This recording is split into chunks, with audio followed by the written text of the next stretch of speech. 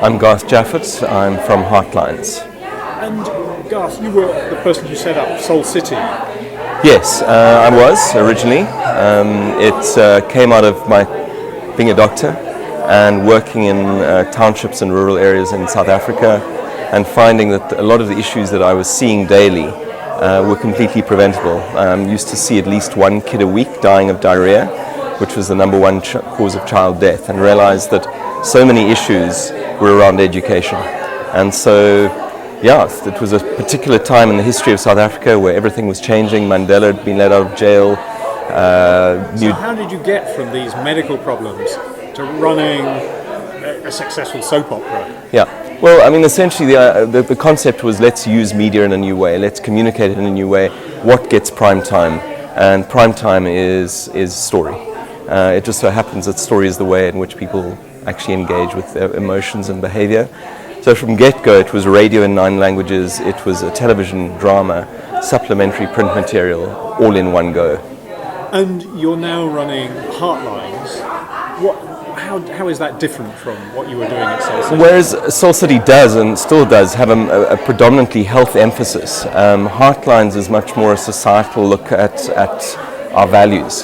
And the sort of underlying thought is that actually a lot of the negative things that happen in the world come about because we don't live out the values we believe in, be they honesty or trust or integrity or faithfulness or forgiveness. And that plays out in real world issues like corruption, like poverty, in many different ways. And so, but still it's narrative based. We use feature film as well as television series, and then build interventions off those. And what program are you currently working on? So for the last 3 or 4 years, we've been really interested in this whole issue of race and reconciliation in South Africa. And the formative research process showed us very clearly that if we wanted to deal with this at scale, we would need to find something that went beyond people's normal barriers of let's talk about race or whatever. And so we came up through this process with the concept of getting ordinary people to engage with each other's stories. And when I hear your story, you cease to be a stereotype of a middle-class white male, and you become somebody with a family, with a history, etc. And so we've got multiple ways of actually letting people do this, including a feature film which we've just finished production, resources for schools, for businesses, for tertiary educational institutions, for churches, leadership retreats where in fact we do this at a very high level, get leaders to actually interact with each other's stories, a digital platform where people's stories will be emerged so that other people can interact with them.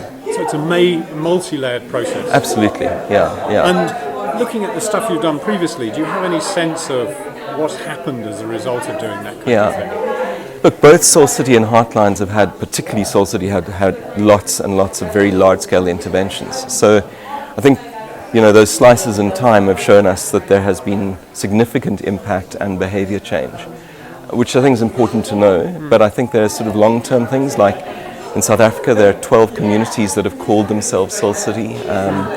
Our children's series, Soul Buddies, sparked the biggest children's movement in South Africa called Buddies Clubs. I think there are close to 200,000 kids in Buddies Clubs that meet after school. So all of these sort of things, a lot of anecdotal evidence.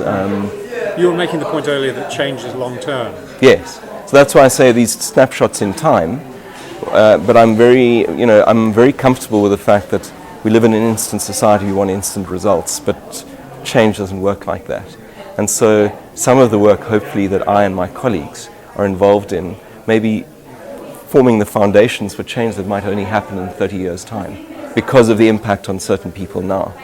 So, it's less about an instantaneous change, which we like to see, but much more around creating a foundation in some people's lives from which change will happen. Garth.